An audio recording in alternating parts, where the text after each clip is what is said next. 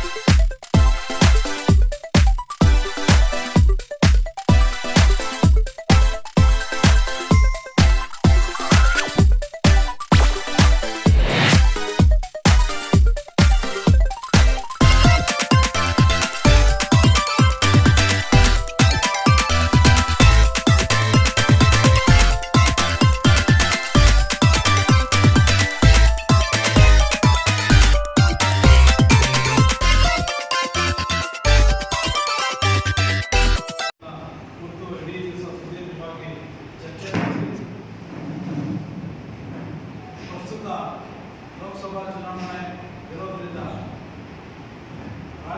ಕೆಲವು ರಾಜಕೀಯ ತೀರ್ಮಾನಗಳನ್ನು ಮತ್ತು ಸಂಘಟನಾತ್ಮಕ ತೀರ್ಮಾನಗಳನ್ನು ಕೈಗೊಂಡಿದ್ದೀವಿ. ರಾಜಕೀಯ ತೀರ್ಮಾನ ಏನು ಅಂದರೆ, ಈ ಪ್ರಸ್ತುತ ಲೋಕಸಭಾ ಚುನಾವಣೆಯಲ್ಲಿ ಮೋದಿ ಮತ್ತು ಅವರ ಸಂಘ ಪರಿವಾರದಿಂದ ಸಂವಿಧಾನಕ್ಕೆ ಮತ್ತು ಈ ದೇಶಕ್ಕೆ ಅಪಾಯ ಇರೋದ್ರಿಂದ ಇಡೀ ದೇಶ ಬಾಬಾಸಾಹೇಬ್ ಕೊಟ್ಟಿರ್ತಕ್ಕಂಥ ಸಂವಿಧಾನದಿಂದ ಇವತ್ತು ನಡೀತಾ ಇದೆ. ಈ ಸಂವಿಧಾನಕ್ಕೆ ಮೋದಿ ಮತ್ತು ಅವರ ತಂಡದಿಂದ, ಸಂಘ ಪರಿವಾರದಿಂದ ಅಪಾಯ ಇದೆ. ಸಂವಿಧಾನವನ್ನು ಬದಲಾಯಿಸ್ತೀವಿ ಅನ್ನೋ ಮಾತನ್ನ ಪದೇ ಪದೇ ಹೇಳ್ತಿದ್ದಾರೆ. ಇಡೀ ದೇಶದ ಜನ ಸಂವಿಧಾನವನ್ನು ರಕ್ಷಿಸಬೇಕು ಅನ್ನೋಂಥ ಯಾರು ಅಂಬೇಡ್ಕರ್ ವಾದಿಗಳಿದ್ದೀವಿ, ಸಂವಿಧಾನದ ಪರ ಇದ್ದೀವಿ, ಪ್ರಮುಖವಾಗಿ ದೇಶ ಪ್ರೇಮಿಗಳು ಯಾರಿದ್ದೀವೋ ಅವರು ಈ ದೇಶದ ಸಂವಿಧಾನವನ್ನು ರಕ್ಷಿಸಬೇಕು ಅನ್ನೋಂಥ ಕರೆಯನ್ನು ಈ ಸಂದರ್ಭ ಕೊಡಬೇಕಾಗ್ತದೆ. ಪ್ರಸ್ತುತ ಈ ಲೋಕಸಭಾ ಚುನಾವಣೆಯಲ್ಲಿ 10 ವರ್ಷಗಳಲ್ಲಿ ಮೋದಿ ಮತ್ತು ಅವರ ಸರ್ಕಾರ ಬರೀ ಸುಳ್ಳುಗಳು ಹೇಳ್ಕೊಂಡು ಬಂದಿರೋದು ಬಿಟ್ಟರೆ ಏನೇನೋ ಒಂದೇ ಒಂದು ಕೆಲಸವನ್ನು ಕೂಡ ಮಾಡಿಲ್ಲ. ಪುಲ್ವಾಮಾ ದಾಳಿಯಿಂದ ಹಿಡಿದು, ಪುಲ್ವಾಮಾ ದಾಳಿಯನ್ನು ಇವರೇ ಮಾಡಿಸಿದ್ರು, ಕರೋನಾವನ್ನು ಇವರೇ ತಂದರು.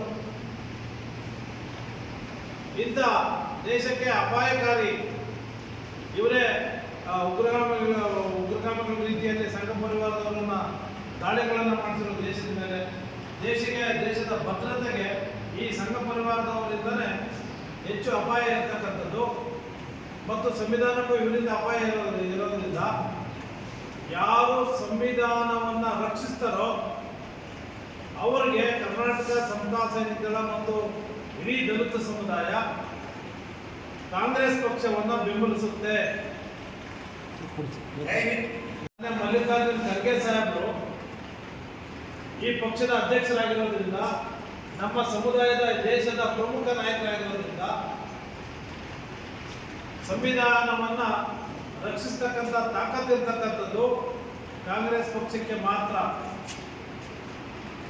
ಮತ್ತು ಈ ಕೋಮುವಾದಿಗಳು ಮತ್ತು ಈ ಜಾತಿವಾದಿ ಪಕ್ಷ JDS ಅನ್ನ ಮತ್ತು ಬಿಜೆಪಿಯನ್ನ ಯಾರು ಕೂಡ ಬೆಂಬಲಿಸಬಾರದು. ಬೆಂಬಲಿಸಿದ್ರೆ ದೇಶದ್ರೋಹಕ್ಕೆ ಸಮಾನ. ಆದ್ರಿಂದ ಇಡೀ ದೇಶ ಪ್ರೇಮಿಗಳು, ಸಂವಿಧಾನ ಪರ ಇರ್ತಕ್ಕಂಥವರು, ಅಂಬೇಡ್ಕರ್ ವಾದಿಗಳು, SC ST OBC ಮೈನಾರಿಟಿಗಳೆಲ್ಲರೂ ಕೂಡ ಬಿಜೆಪಿಯನ್ನ ಸೋಲಿಸಿ ಕಾಂಗ್ರೆಸ್ ಅನ್ನ ಗೆಲ್ಲಿಸಬೇಕು ಅನ್ನೋಂಥ ಮನವಿಯನ್ನ ಈ ಸಂದರ್ಭದಲ್ಲಿ ಮಾಡಕ್ಕೆ ಇಷ್ಟಪಡ್ತೀನಿ.